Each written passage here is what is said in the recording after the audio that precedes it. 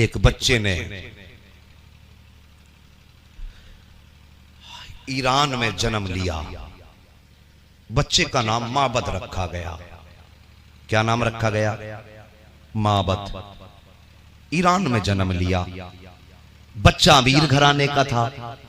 उस दौर की कहानी है कि जब बाप अपने बेटों को बेटियों की तरह पाला करते थे, पर्दों में रखे, ताकि मेरे बेटे को किसी की नजर न लग जाए। बच्चे ने जन्म लिया, बच्चा होशियार हुआ। एक दिन बाप ने हाथ पकड़ा। बाप आतिश परस्त था। आग के पास लाके कहने लगा, बेटे ये देख, मैंने इसको जब से होश संभाला है बुझने न दिया। आज के बाद ये तेरी जिम्मेदारी है। बच्चे ने बाप की बात सुनी, गर्दन झुका दी। उम्र बढ़ती गई। जमींदार के बेटे थे। एक दिन किसी काम से इनके बाप कहीं गए। कहने लगे, बेटे मैं जा रहा हूं, सारे खेत का काम भी तुझे देखना है और जो हमारे घर के गुलाम हैं उन सबको भी तुझे देखना है। ये कह के घर से निकले। तो अब ये माबद नामी जो जवान था एक दिन अपने खेत की तरफ जाने लगे तो ईसाइयों के गिरजाघर में घंटी बजने की आवाज आई। किस चीज की आवाज आई? घंटी बजने की आवाज आई। इन्होंने मुड़ के देखा, ईसाइयों की इबादत इन्हें अच्छी लगी। जब इन्हें उनकी इबादत का तरीका अच्छा लगा तो गिरजाघर की चौक सीढ़ियों पर बैठ गए। रात को भी वही, दिन में भी वही। 3 दिन के बाद वापस आए और पूछा कि मेरा बेटा कहाँ है, माबद कहाँ है? लोगों ने कहा कि जनाब वो तो 3 दिन से खेत की तरफ भी नहीं गया है। आपने तलाश कराया, बुलाया अपने बेटे को और बुलाने के बाद कहा तूने 3 दिन कहाँ गुजारे? उसने कहा बाबा मुझे ईसाइयों की इबादत का जो तरीका है वो बहुत पसंद आया। बाप को ये बात बड़ी अजीब लगी। बाप कहने लगा शायद कि अब ये धर्म बदल देगा। अल्लाह अकबर। बाप ने बेटे को जंजीरों में डाल दिया। बाप ने बेटे को जंजीरों में बांधा ताकि ये मजहब न बदल सके, अपना दीन न बदल सके। कहीं ये आग के पुजारी की बजाय ये कहीं सलेबियों के साथ जाकर के ना खड़ा हो जाए। लेकिन उनका जो पादरी था ना, उसने देखा कई दिन हो गए बच्चा नहीं आया। उसने खबर भेजी कि यार तुझसे बड़ी जरूरी बात करनी है। उस बच्चे ने भी खबर भेज दी कि अभी मैं मजबूर हूँ, बस मुझे ये बताओ मुझे खुदा कहाँ मिलेगा। जैसी बच्चे ने इतनी बात कही, खुदा कहाँ मिलेगा? पादरी कहने लगा मेरे पास आजा, खुदा का पता मैं बता देता हूँ। बच्चे को जैसी इतना पता मिला है, बच्चे ने जंजीरें तोड़ी। मौका मिला, काफिले के साथ चला गया और मुल्क शाम जाकर के पादरी के पास रहने लगा। उसकी खिदमत की और खिदमत का वक्त गुजरता गया। आखिर एक वक्त वो आया कि पादरी बीमार होकर बिस्तर पे लेटा। जब मौत का वक्त पादरी के करीब आया, बच्चा सरहाने बैठ के कहने लगा पूरी जिंदगी गुजर गई तेरी खिदमत करते करते। तूने तो कहा था खुदा से मिलाएगा, बता तो सही खुदा से कब मिलाएगा? उसने कहा मैं दुनिया से जा रहा हूँ, मैं तो तुझे खुदा से नहीं मिला सका, मैं तो तुझे खुदा से नहीं मिला सका। लेकिन अगर तुझे खुदा की तलाश है तो जा, मूसिल की जमीन पे एक बहुत बड़ा पादरी रहता है, वो तुझे जरूर खुदा से मिला देगा। अल्लाह अकबर। इधर पादरी का इंतकाल हुआ। बच्चे ने मूसिल का सफर किया है। मूसिल का सफर करते करते जब उस पादरी के पास पहुंचे हैं, पादरी को जाके बात बताई। उस पादरी ने खिदमत में रख लिया और एक जमाने तक ये बच्चा उसकी खिदमत करता रहा। फिर बच्चे ने जवानी की दहलीज पे कदम रख दिया। जब जवानी की दहलीज पे कदम रखा है और इस पादरी की जिंदगी के आखिरी लम्हे आए हैं, अल्लाह अकबर। बच्चे ने कहा तुम जा रहे हो, तुमने भी खुदा का पता नहीं बताया है। उसने तीसरे पादरी का हवाला दे दिया। बच्चे ने तीसरे पादरी के पास सफर किया, एक मुद्दत तक खिदमत की। जब वो मरने लगा, बच्चे ने, जवान ने कहा साहिब मुझे खुदा का पता तो बता के जाओ, मुझे खुदा कैसे मिलेगा? उसकी आंखों में आंसू आए। उसने कहा बेटे तुझे सबने बेवकूफ बनाया है। आज सच में बताना चाहता हूँ कि दुनिया के अंदर कोई भी ऐसा शख्स नहीं है इस वक्त जो तुझे खुदा से मिला सके, तुझको खुदा तक पहुंचा सके। जैसी इतनी बात जवान ने सुनी है, आंखें बरसने लग जाती है। कहता मैंने खानदान छोड़ा खुदा के लिए, अपना घर छोड़ा खुदा के लिए, मैं तो जमींदार का बेटा था, सब कुछ खुदा के लिए छोड़ के आया, तुम्हारी जूतियां उठाता रहा ताकि खुदा से मिला सको। लेकिन आज तुम भी कह रहे हो कि कोई खुदा से नहीं मिला सकता। फिर बताओ तो सही, कम से कम तुमसे पहलों ने किसी अगले की तरफ इशारा तो किया और तुम तो मना करके जा रहे हो। तो पादरी ने कहा था बेटे सच्चाई ये है कि अब कोई जमीन पे ऐसा नहीं है जो तुझे खुदा का पता बता सके। लेकिन हाँ हमारी किताबें बता रही है एक जात ऐसी आने वाली है, एक जात ऐसी आने वाली है जो हाथ यहाँ पकड़ती है, खुदा के दामन करम में डाल देती। नारे तकबीर, नारे रिसालत, जश्न रहमत आलम कॉन्फ्रेंस मसलके आला हजरत अजमते मुस्तफा हजरत अल्लामा मुफ्ती हम्माद रजा साहब किबला। नारे तकबीर, नारे रिसालत, सुभान अल्लाह। बात समझ में आ रही है जवानों? अल्लाह सलामत रखे। पादरी ने कहा था हाँ एक जात जलवगर होने वाली है और उसकी शान ये होगी यहाँ हाथ पकड़ेगा रब के दस्ते कुदरत में जाके डाले। इतना सुना जवान की आंखें बरसी, कहने लगे जल्दी से पता बताओ नाम क्या है? का नाम नहीं जानता। कहाँ का रहने वाला है? का ये भी नहीं बता सकता। का फिर पता कैसे चलेगा? अल्लाह अकबर, इतनी बात कही ना पता कैसे चलेगा? उसने कहा 3 निशानियां किताब में बताई गई है। का 3 निशानी जल्दी बताइए। जैसी कहा गया 3 निशानी किताब में बताई गई है, उन तीनों निशानियों का तस्करा अल्लाह अकबर बच्चे ने कहा बताइए। तवज्जो मेरी तरफ कीजिए, तवज्जो है जी। नहीं कहिए तो खत्म कर लेता तकरीर। ये ऐसा मिजाज भी नहीं है भाई, जरा सी कोई चीज हो जाती है सब एक तरफ मुतवज्जो हो जाते हैं। हाँ चाय आई है भाई, चाय अल्लाह सलामत रखे। खा पी के आए ना घर से? हाँ लंगर के सहारे खाली मत आया करो, कुछ घर से भी खा के आया करो। है लंगर तो मिल नहीं मिलना, कम से कम इतना खा के आया करो जो पेट जो है ना थोड़ा बैठने में साथ दे। अल्लाह सबको मेरे मदीने वाले मुस्तफा की खैरात अता फरमाए। तवज्जो कीजिए, बच्चे ने क्या कहा था कि निशानी बताइए। अब 3 निशानी कौन सी पादरी ने बताई? 3 निशानी बताई। पहली निशानी यह है कि वो जहां पैदा होगा वो जमीन खजूरों वाली होगी। जो बगैर कहे बोल गए अल्लाह सबको मुस्तफा का दीदार अता फरमाए। फरमाया पहली निशानी यह है कि जहां वो पैदा होगा वो जमीन, सारे बोलो जमीन खजूरों वाली होगी। दूसरी निशानी यह है कि वो सदका नहीं खाएगा, सुभान अल्लाह, तोहफा खाएगा। तीसरी निशानी फरमाया तीसरी निशानी ये लिखी गई है कि उसके दोनों शानों के बीच मोहरे नबुव्वत होगी। सुभान अल्लाह। है ये 3 निशानियां पूछी। और जानते हो इस जवान का नाम क्या है जिसका नाम माबद रखा गया और जो नबी की तलाश में दर दर बरसों से भटकता रहा? दुनिया इस जात को हजरत सलमान फारसी के नाम सुभान। इश्क तेरे सदके जलने से छुटे सस्ते, जो आग बुझा देगी वो आग लगाई। हाँ अल्लाह अकबर। 3 निशानियां। हजरत सलमान फारसी कहते मैंने बकरियां मेरे पास थी, मैं बकरियां चराता, रास्ते में बैठ जाता और ये ध्यान देता कि लोग कोई तो हो जो खजूरों वाली जगह का तज़किरा कर दे। सुभान अल्लाह।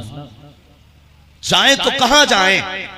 खजूरों वाली जगह कैसे मिलेगी? फरमाते एक दिन मैं रास्ते में बैठा हुआ था, मेरी बकरियां चल रही थी, कुछ लोग जा रहे थे। उनमें से एक कहने लगा यार इस साल खजूरों में बड़ी बरकत हुई है, इस साल खजूर की बड़ी बढ़वार हुई है। कहा जैसे मैंने लफ्ज़ खजूर सुना मैं दौड़ करके गया। मैंने कहा जरा ठहरिए तो सही। वो ठहर गए। मैंने कहा आप किस जमीन से ताल्लुक रखते हैं? कहा उन्होंने मुझे बताया हम मदीने से ताल्लुक नहीं रखते हैं, लेकिन हम मदीने की खजूरों का तज़किरा जरूर कर रहे हैं। उस वक्त लफ्ज़ मदीना नहीं बोला गया था, बाद में हाँ उस वक्त जो मदीने को यसरब कहा जाता था। का यसरब के रहने वाले हैं। का अच्छा वो जमीन कहाँ की है, उसकी पहचान क्या है? का वहां पे खजूरें बहुत पैदा होती हैं। जैसे इतना आपने सुना ना खजूरें बहुत पैदा होती हैं, आप कहते मेहरबानी करो मुझे भी उस जमीन पे ले चलो। और जैसी आपने इतना कहा वो कहने लगे कोई इतना सस्ता है दूर जाना, इतना सस्ता है आसान सफर इतना लंबा करना? का फिर का उसके लिए पैसा खर्च करना पड़ता है, दौलत लुटानी पड़ती है।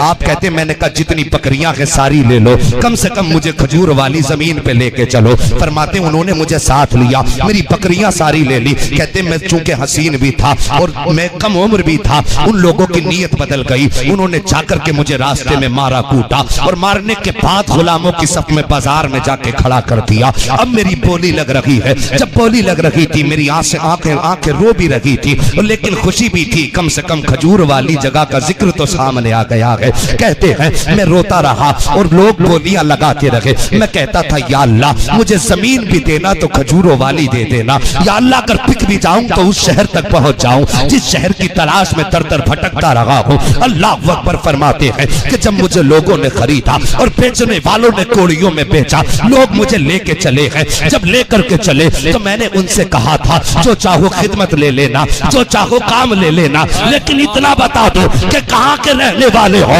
किस जमीन पे लेकर के जा रहे हो, मेरी ड्यूटी क्या होगी। तो वो कहते हैं जैसी मैंने इतनी बात कही है, आने वालों ने खरीदने वालों ने कहा था कि गुलामों को इससे मतलब नहीं होता। आप फरमाते हैं कि पता तो सही कि जमीन का रखने वाला है। का जैसी मैंने इतना कहा था, मेरे खरीदार ने कहा था कि हम यसरब के रहने वाले हैं, पहचान खजूरे हैं। जैसी इतनी बात कही है, सलमान फारसी मुस्कुराने लग जाते हैं और मुस्कुरा के कहते हैं फाखरे मेरे मालिक, मेरा मुकद्दर कितना अजीम है। अगर गुलाम भी बना हूं तो मुस्तफा के मदीने का बन के जाएगा। सुभान अल्लाह, सुभान अल्लाह, सुभान अल्लाह। नारे तकबीर, नारे रिसालत, मसलके आला हजरत, फैजाने आला हजरत, अजमते मुस्तफा, नारे तकबीर, नारे रिसालत। सुभान अल्लाह, अल्लाह सलामत रखे सबको। फरमाते में मदीने आ गया, मेरी ड्यूटी लगाई गई, दरख्त से खजूर तोड़ना था, बाजार में जाकर के बेचना था। फरमाते मैं चढ़ तो जाता था खजूर के पेड़ पे, लेकिन कभी दाएं देखता था कभी बाएं देखता था। नजरें ढूंढती थी काश जाने जाना का चेहरा नजर आ जाए। अल्लाह अकबर, उनसे पूछो जब तक बिके न थे तो कोई पूछता न था, तुमने खरीद कर हमें अनमोल कर दिया। फरमाते मैं खजूर के दरख्त पे चढ़ता जरूर था, लेकिन कभी दाएं देखता था कभी बाएं देखता था, और निगाहें बस उसी जाने जाना को तलाश किया करती हैं। साकिब जो किसी से प्यार किया करते हैं उनसे पूछो कि जब उनकी जुदाई होती है और आमद का इंतजार होता है, जब किसी की जुदाई में कोई तड़पता है और रास्ते तकता है, तो साकिब आमद तो बड़ी बात है। अगर दरवाजा खटक जाता है तो लगता है मेरा महबूब आ रहा है, अगर पत्ते बजने लगते हैं तो लगता है महबूब आ रहा है, अगर अचानक अपने पैरों की आहट हो तो लगता है महबूब आ रहा है। ये इश्क की कहानी है साकिब, ये इश्क की कहानी है। फरमाते मैं दरख्त पे चढ़ जाता और चारों तरफ देखता काश वो महबूब नजर आए। फरमाते एक दिन मैं बाग में बैठा हुआ था, मेरे मालिक के बेटे थे जो तयरे चचेरे भाई थे,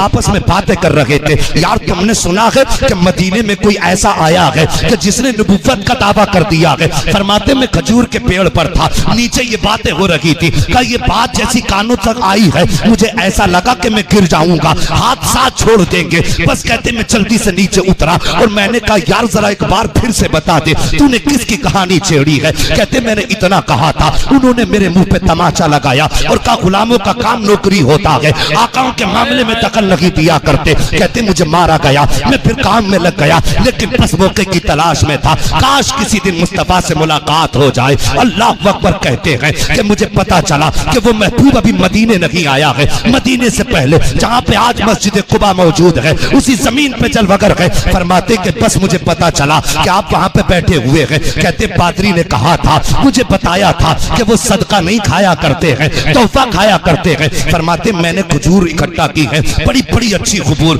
रसीली खजूरें और बड़ी खूबसूरत खजूरें लेकर के गया। और जब उनके दरबार में पहुंचा मैंने लोगों को बैठे देखा। कहते सहाबा ऐसे बैठे थे कि महबूब के जलवों से निगाहें हटाने का नाम ही नहीं लेते थे, ऐसा लगता था कि उन्हें पलक मारने की मोहलत ना थी। फरमाते मैं भी गया और मैंने जाके कांधे पे हाथ रख के कहा वो लोगों बताओ तो सही, जो हिजरत करके आया है वो कौन है, जो महबूब है वो कौन है, जो आका है वो कौन है। कहते मैंने इतनी बात कही, लोगों ने हटकर रास्ता दिया। एक ने निगाह उठाई और हाथ के इशारे से कहा वो जो जलवा नजर आ रहा है वही सामने जाने जाना का जलवा है, वही महबूबे दो जहां का जलवा है। फरमाते बस खुदा की कसम नजरों पे नजरें पड़नी थी। फिर क्या था, ऐसा लगता था कि दिल ने करवटें बदलना शुरू कर दी हो, ऐसा लगता था कि सांसें हिचकोले ले रही हो। मैं बस खो गया था उनके जलवों में। आला हजरत ने उसकी सुनवाई यूं फरमाई है। फरमाते बस जलवा यूं था कि मैं सोच रहा था और दिल ही दिल में कह रहा था लम याती नज़ीरु कफी नजरिन मिसले तू नशुद पैदा जाना,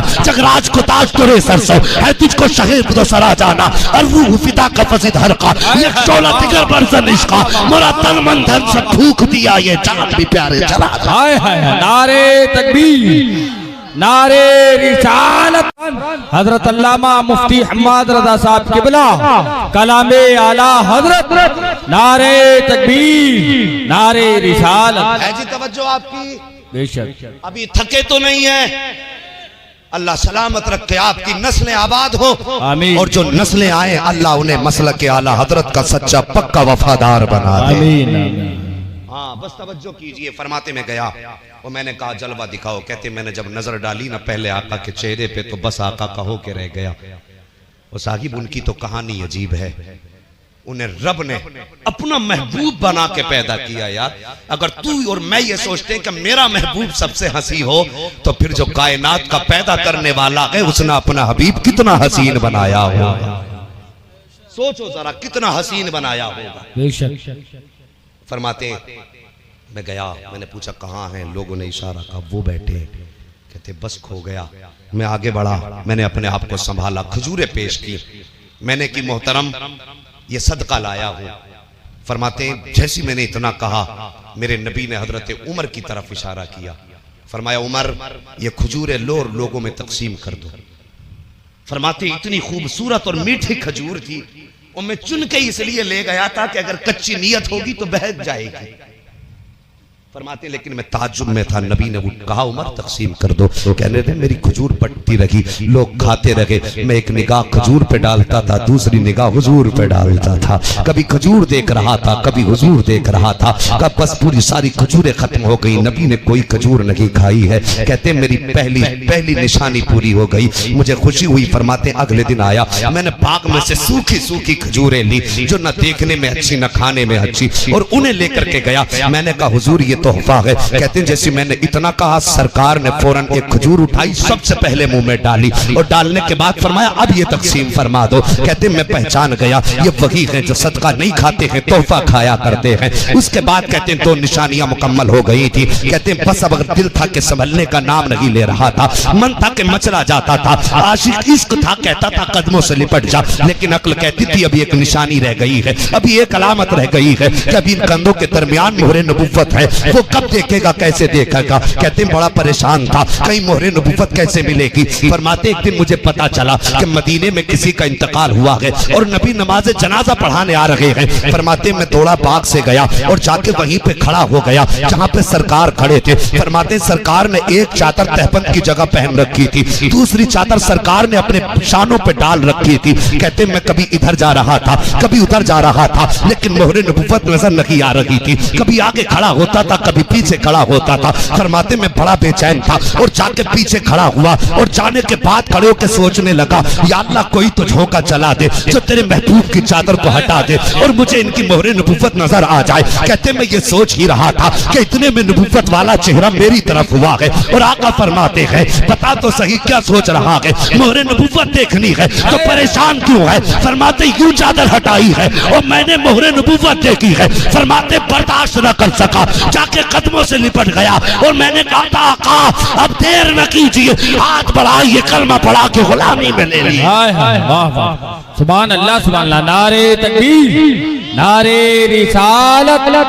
जश्न रहमते आलम कॉन्फ्रेंस उलमाए अहले सुन्नत, नारे तकबीर, सुभान अल्लाह। हाँ जवानों, वो हर आलम की रहमत थे, किसी आलम में रह जाते। ये उनकी मेहरबानी है कि ये आलम पसंद आया। हाँ जब तक बिके न थे तो कोई पूछता न था, तुमने खरीद कर हमें अनमोल कर दिया। मेरे नबी ने कलमा पढ़ाया और पूरी जिंदगी, खुदा की कसम, जब बंटवारा हुआ था ना तो अंसार मुहाजिरीन, जब बंटवारे की बारी आई तो किसी ने कहा ये मेरा है। लेकिन जब सब बट गए, सलमान बचे, तो मुहाजिर कहते थे हमारा है, अंसार कहते थे हमारा है। नबी ने फरमाया न तुम्हारा है न तुम्हारा है, सलमान हमारा है। अल्लाहु अकबर। नबी ने फरमाया सलमान हमारा है। और जब इन्होंने अपनी कहानी सुनाई ना, खुदा की कसम नबुव्वत वाली आंखें बहुत बरसी, और अपने साथ होने वाले हर जुल्म को बताया ना, तो मेरे नबी बहुत रोए। और फिर इतना प्यार नबी ने हजरत सलमान फारसी को दिया। उम्र बूढ़ी, बाल सफेद हो गए नबी की बारगाह में। तवज्जो है जी, अभी थके तो नहीं है? हाँ हजरत, थोड़ा वक्त है ना मेरे पास अभी। हाँ अल्लाह सलामत रखे। जरा सारे कह दो या रसूल अल्लाह। या रसूल अल्लाह। आज बात सलमान फारसी ही पे मुकम्मल कर लें। हाँ इंशाअल्लाह, बस तवज्जो करें। हाँ तवज्जो कीजिए। बैठे, बाल सफेद हो गए, लेकिन नौकर किसके हैं अभी? उसी यहूदी के। किसके? यहूदी के। यहूदी के नौकर हैं। गुलामी मुस्तफा की दिल में है और बदन नौकरी करता है। यहूदी की एक दिन बैठे मेरे नबी का चेहरा यूं देख रहे, वो देखते देखते आंखों में आंसू आए, रोने लगे। जब रोने लगे मेरे नबी ने सलमान का चेहरा देख के फरमाया, सलमान क्यों रोया? कहते हैं आका पूरी जिंदगी हो गई यहूदी की गुलामी में, ये सोच के रोना आया काश मैं तेरा गुलाम होके मर जाता। क्या मुझे मौत उसकी गुलामी में आएगी? इतनी बात कही ना, मेरे नबी की चश्माने नबुव्वत अश्क बार हुई और आपने सीने से लगा के फरमाया, सलमान जा अपने मालिक से पूछ वो तुझे बेचेगा कि नहीं। आपको ये मालूम होना चाहिए कि बूढ़े गुलामों की कोई कीमत नहीं होती थी, बेकदरे होते थे, लोग उन्हें खरीदने तैयार नहीं होते थे। मेरे नबी ने फरमाया, सलमान अपने मालिक से पूछ वो तुझे बेचेगा कि नहीं। बड़ी खुशी से गए, अपने मालिक से जाके कहने लगे, एक बात कहूं? कहा क्या? कहा मुझे बेचोगे? उसने यूं चेहरा देखा और देख के कहने लगा, खरीदने वाला कौन है तुझे, और तुझे खरीदेगा कौन? जैसे उसने इतना कहा ना, कहने लगे तू अपना बता बेचेगा कि नहीं? कहा हाँ बेच दूंगा, लेकिन खरीदार तो बता दे। जैसे इतना कहा ना, खरीदार तो बता। कहा तू क्या समझता है मेरा कोई खरीदार नहीं है? कहा हाँ तू बूढ़ा है, तुझे कौन खरीदेगा, किसी काम का नहीं, तेरी हड्डियां कांपती हैं, रोटियों पे महंगा है। कहने लगा, नादान तू मुझे गलत समझता है, मैं तनखा हूं, मुझे खरीदने वाला मोहम्मदुर रसूलुल्लाह है। इसे बदला लेना था ना, मौका लग गया। कहने लगा अच्छा? बोले हाँ। कहा बेचेंगे? गए खुशी से नबी के पास, आका जी बेचने कहा है उसने। मेरे नबी ने फरमाया, सलमान कीमत पूछ के आओ, कीमत पूछ के आओ। आए ना कीमत पूछने के लिए, तवज्जो करो, सलमान कीमत पूछ करके आओ। जब कीमत पूछने आए हो जाया करते, फरमाया पूछ के आओ। उसने सोना मुकर्रर किया, चांदी 2-2.5 किलो। कहने लगा 100 खजूर के दरख्त, लेकिन एक रिवायत में एक दरख्त भी है। हाँ एक रिवायत में एक दरख्त भी है, लेकिन फजाइल में चूंकि ये रिवायत है और फजाइल में ज़ईफ रिवायात भी मोतबर होती है, ये बातें बतानी पड़ती हैं। हज़रत बाद में कहते हैं मौलाना तुमने ज़ईफ रिवायत बयान कर दी। मौलवियों को तभी याद आती है जब फजाइल की बात होती है, रिवायात की ज़ईफ और कभी की। मेहरबानी करो जरा तवज्जो करो। 100 दरख्त मुकर्रर किए, मेरे नबी के पास आए, गर्दन झुकी है। कहते हुजूर माल तो बहुत मांग लिया बदले में। हुजूर फरमाते क्या मांगा?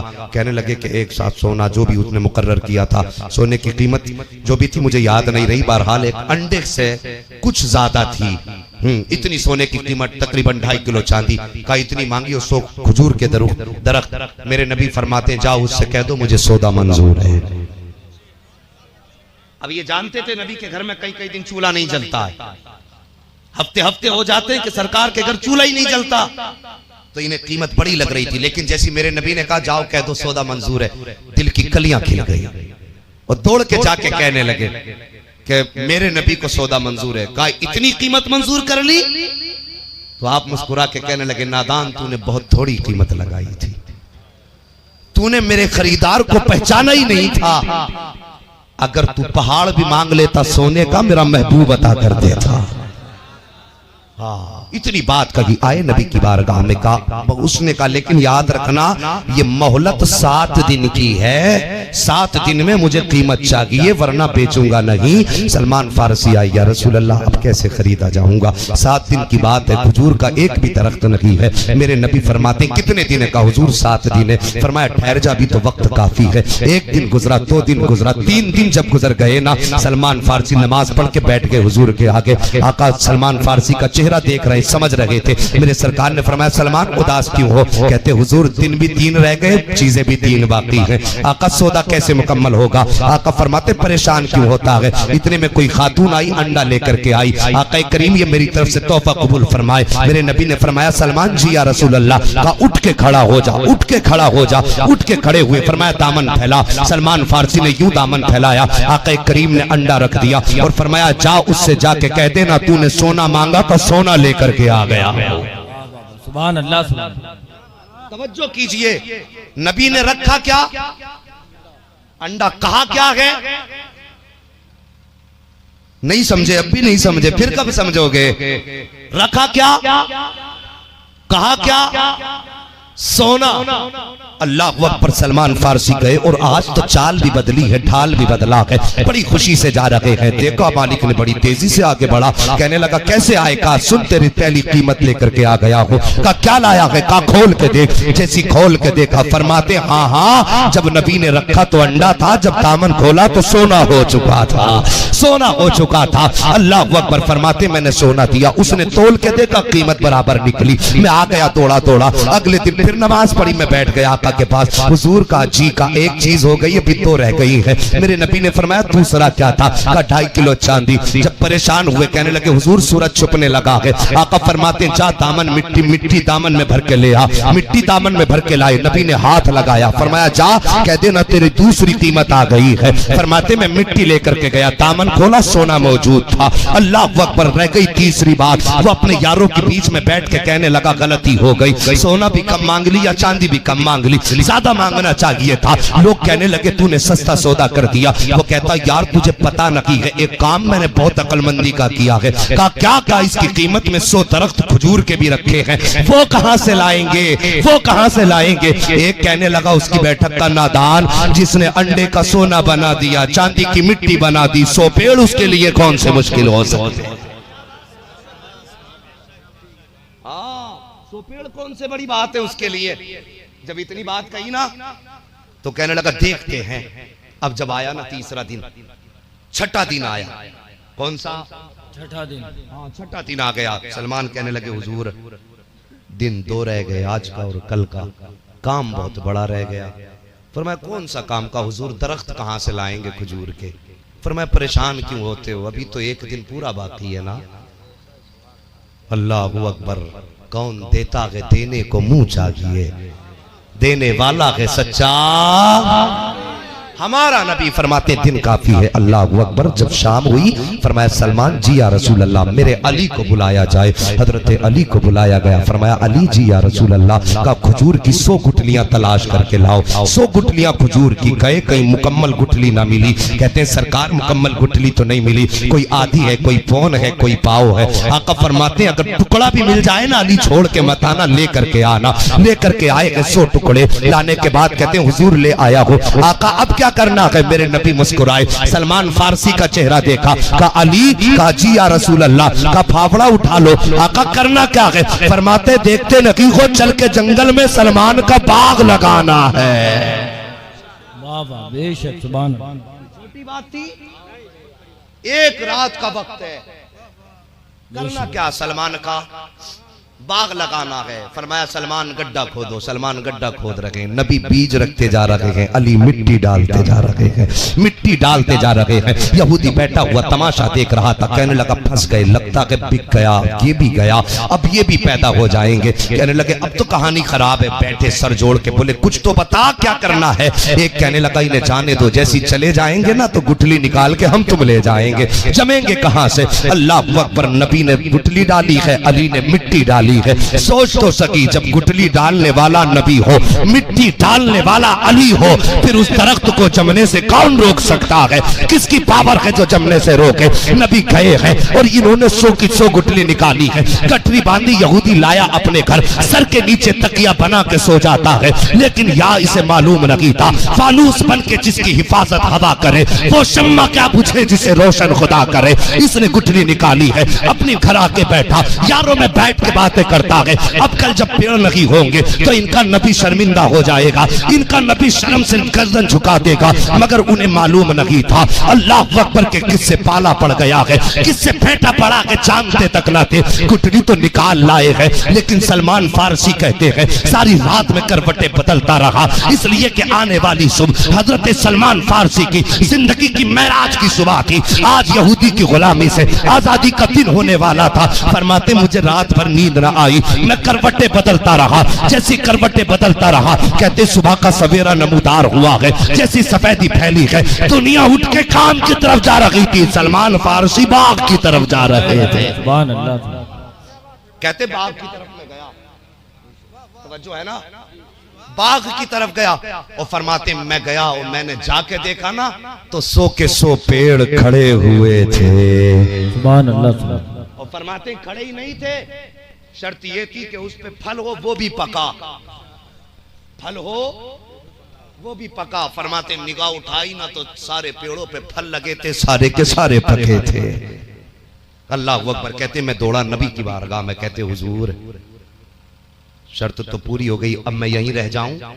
नबी से गुलामों का प्यार देखो और नबी को गुलामों से मोहब्बत देखो। कहते हुजूर अब मैं रह जाऊं?